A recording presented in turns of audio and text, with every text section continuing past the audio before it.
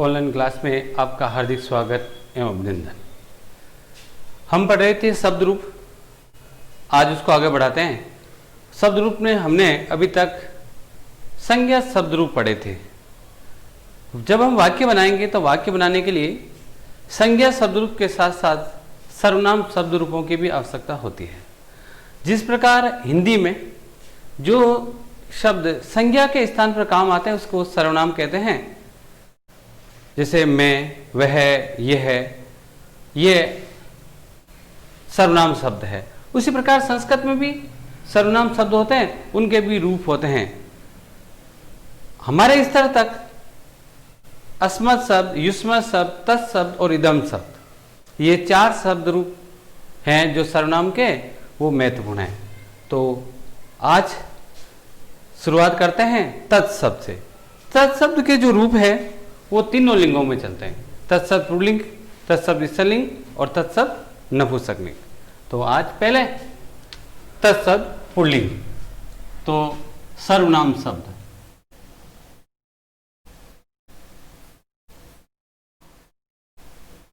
हम पढ़ रहे हैं शब्द रूप, उसमें पढ़ रहे हैं सर्वनाम शब्द रूप, और उसमें नंबर 1 है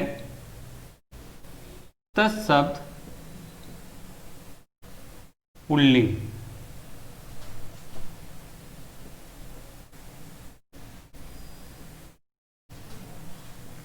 शब्द रूप है तो इसका मतलब, शब्द रूप का मतलब विभक्ति। तो यहां प्रथमा द्वितीय ऐसी विभक्ति होगी। संज्ञा शब्द रूप और सर्वनाम शब्द में यह अंतर होता है कि संज्ञा शब्द रूप में संबोधन होता है, जबकि सर्वनाम के जो रूप होते हैं उसमें संबोधन नहीं होते, केवल प्रथमा से लेकर सप्तमी तक विभक्ति ही होती है। तो वही एक वचन, द्विवचन, बहुवचन लिखना है।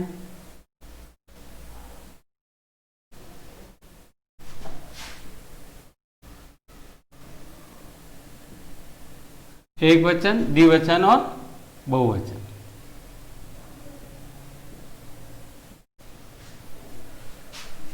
प्रथमा विभक्ति,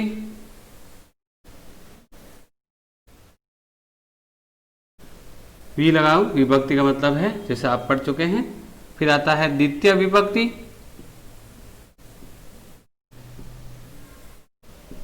प्रथमा विभक्ति है स, तौ, ते, एक वचन, द्विवचन और बहुवचन। द्वितीय व्यक्ति है एक वचन तम, द्विवचन तौ, बहुवचन तान।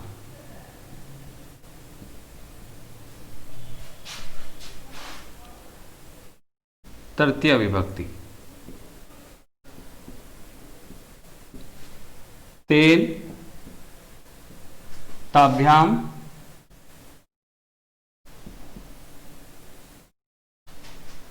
तई। चतुर्थी विभक्ति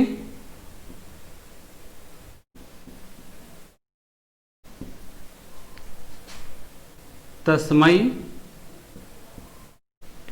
ताभ्याम द्विवचन में और बहुवचन में है तेभ्य। विसर्ग का ध्यान रखना है। पंचमी विभक्ति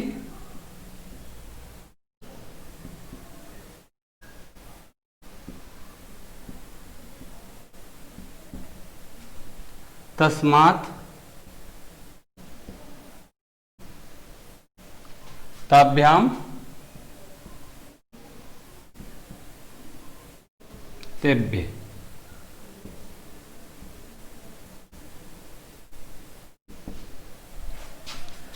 षष्ठी विभक्ति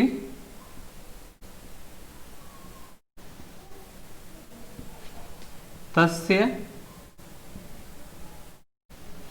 तयो,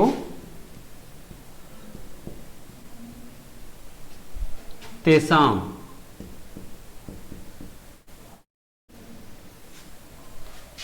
सप्तमी विभक्ति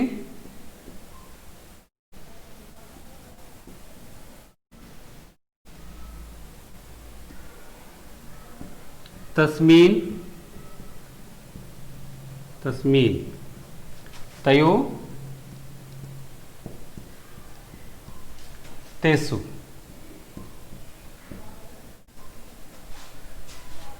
ये जो तत्शब्द के रूप है, इनकी आवश्यकता जब हम विभक्तियों से वाक्य बनाएंगे तब इनकी आवश्यकता पड़ती है। कोई भी वाक्य हो, अगर उस वाक्य में उस या उन, इन दोनों में से किसी भी एक शब्द का प्रयोग होता है तो उस शब्द की संस्कृत बनाने के लिए आपको तत्शब्द की विभक्तियों की आवश्यकता पड़ती है। जैसे राम उस बालक को देखता है, तो यहां आ गया ना उस बालक को, उस बालक को, तो यहां जो उस शब्द है उसकी संस्कृत बनाने के लिए आपको तत्शब्द की विभक्तियों की आवश्यकता पड़ेगी। जब तक ये तत्शब्द के रूप या विभक्ति याद नहीं होगी तब तक आप उस या उन शब्द की संस्कृत नहीं बना सकते। पुल्लिंग की आवश्यकता तब पड़ती है जब शब्द किसके लिए आया है, जिसके लिए आया है वो पुल्लिंग हो। जैसे यहां उस शब्द किसके लिए आया, बालक के लिए, उस बालक को, तो ये शब्द किसके लिए आया, बालक के लिए, तो बालक कौन सा लिंग है, पुल्लिंग, इसलिए पुल्लिंग की विभक्तियों की आवश्यकता पड़ेगी। अगर यहां होता बालिका, वह उस बालिका को, तो बालिका कौन सा है, ये उस शब्द किसके लिए है, बालिका के लिए, बालिका कौन सा लिंग है, स्त्रीलिंग, तो फिर यहां तत्शब्द की विभक्तियों का स्त्रीलिंग के रूप काम आते, पुल्लिंग से काम नहीं चलता, इसलिए इनके रूप तीनों लिंगों में चलता है। ऐसे मान लो ऐसा कोई शब्द आए वो अगर नपुंसक लिंग हो तो वहां नपुंसक लिंग की विभक्तियों की आवश्यकता पड़ती है। जैसे राम उस पुस्तक को पढ़ता है, तो यहां उस किसके लिए है, पुस्तक के लिए, पुस्तक नपुंसक लिंग है, तो इसलिए वहां नपुंसक लिंग की विभक्तियों की आवश्यकता पड़ेगी। इसलिए तत्शब्द के रूप तीनों लिंगों में चलते हैं। तो ये तो थे पुल्लिंग, इसकी आप स्क्रीनशॉट ले लें। इसके बाद हम लिखेंगे स्त्रीलिंग रूप।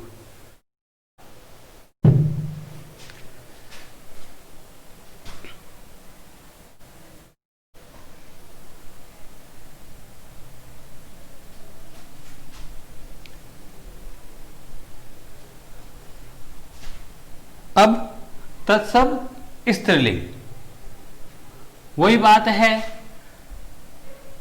काम वही आने हैं उस या उनके लिए, परंतु जिसके लिए है वो सब क्या होना चाहिए, स्त्रीलिंग होना चाहिए, इसलिए स्त्रीलिंग की विभक्तियों की आवश्यकता पड़ेगी। तत्शब्द स्त्रीलिंग, वही प्रथमा से लेकर सप्तमी तक विभक्ति है, संबोधन इसमें भी नहीं होगा।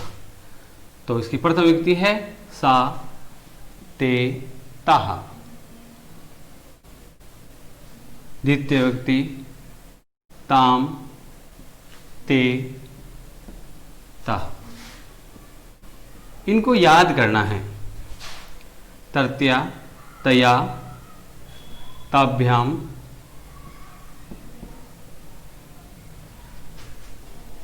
ताभ्भिः, चतुर्थी तस्यै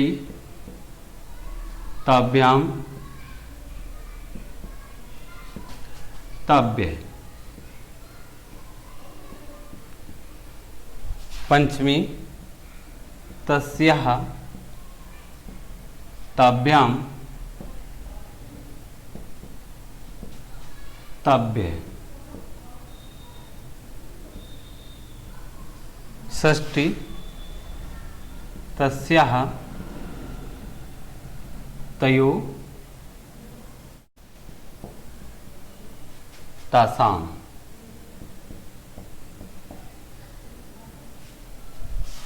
सप्तमी है तस्याम तयो तासु। तो ये शब्द रूप है स्त्रीलिंग के।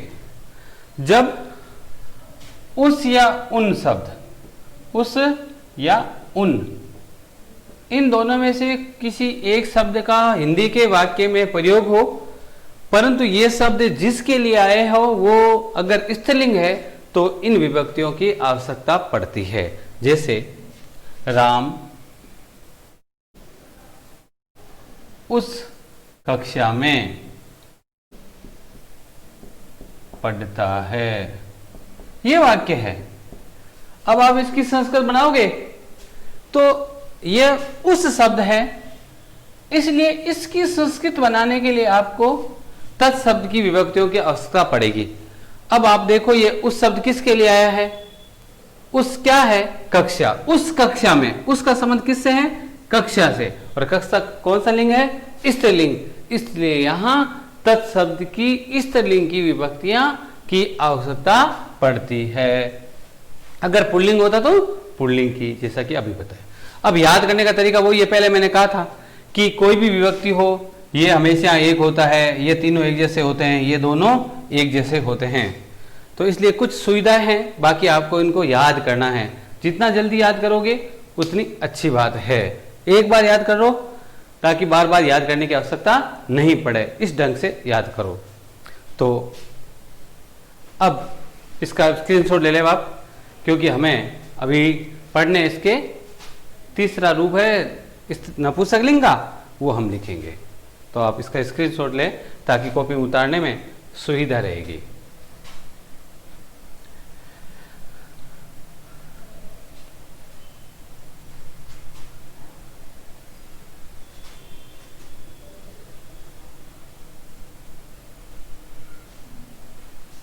अब तत्शब्द नपुंसकलिंग।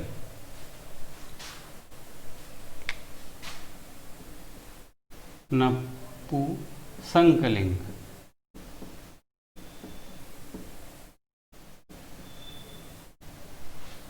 वही, इसमें भी 7 विभक्तियां हैं, संबोधन नहीं है।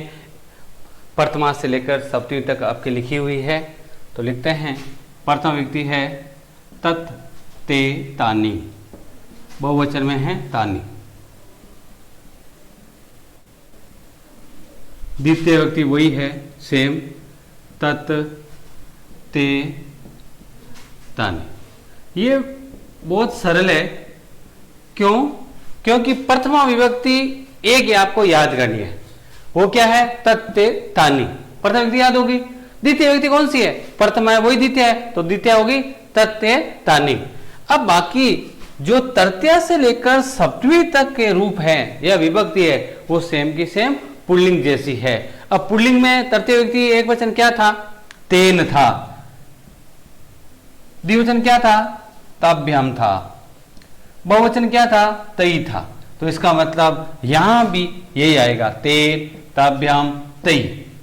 इस प्रकार चतुर्थ विभक्ति पुल्लिंग में हो, पुल्लिंग स्त्रीलिंग नहीं, पुल्लिंगी क्या थी?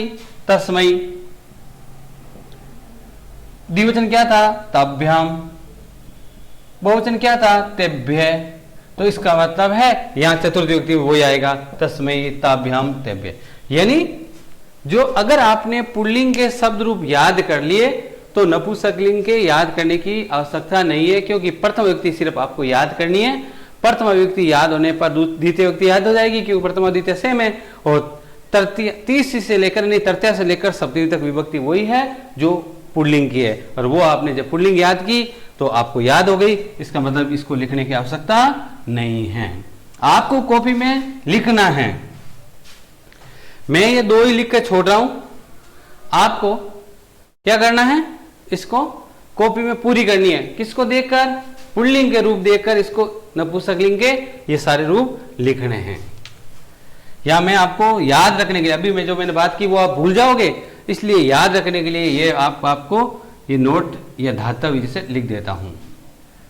शेष रूप यानी शेष तृतीय से लेकर 7वीं तक विभक्ति वाले शेष रूप पुल्लिंग के अनुसार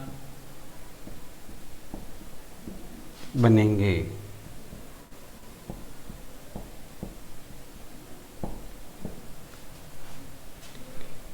ठीक है?